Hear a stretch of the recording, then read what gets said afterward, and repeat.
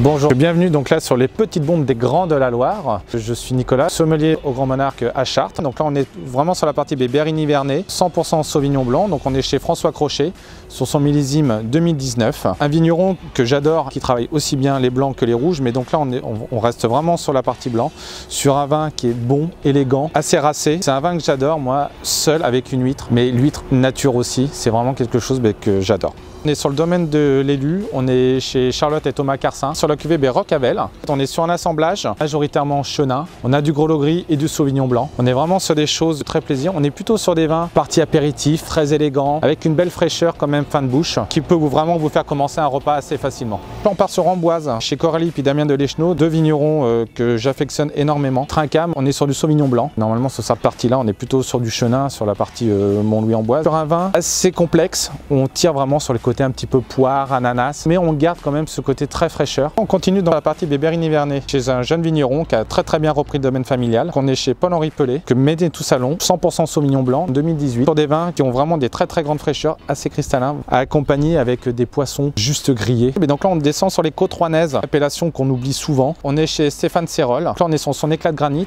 qui est gourmand sur le fruit. On a vraiment tout ce qui est fruits rouges. On peut aussi bien le boire seul que l'accompagner sur de belles salades ou sur des produits frais. Bourgueil, famille Gauthier, donc avec Pierre et Rodolphe son fils, font vraiment des super cabernets francs, des cabernets qui vieillissent très bien. Là on est sur la cuvée des jours de soir, un vin sur le fruit, mais on est quand même avec déjà une belle complexité, une belle matière. Ça nécessite quand même des plats un peu plus structurés pour pouvoir l'accompagner, mais on reste toujours sur la fraîcheur du fruit. On est sur la partie chinon avec la famille Baudry, Bernard Baudry, aujourd'hui Mathieu, son fils. On est vraiment sur une belle ensemble de vins. Là, on est sur la cuvée Les Gréseaux.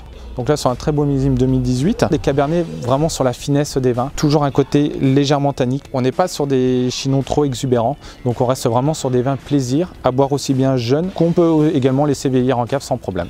On va terminer à Saumur, le domaine des Romain Guiberto, l'un des premiers vignerons que j'ai rencontré sur la Loire, qui reste quand même assez emblématique. Il fait des vins un petit peu à son image, avec beaucoup de caractère, beaucoup de puissance, mais également très élégant et très agréable à découvrir. Donc Cabernet Franc. On reste sur des vins qui sont sur le fruit, mais également très bien élevés. Des vins qu'on peut faire vieillir sans souci. Voici donc notre sélection. Donc vous pouvez la retrouver sur sommelierparticulier.com. Là, on est vraiment sur une petite partie des Grands de la Loire, mais vous en aurez plein d'autres à découvrir également.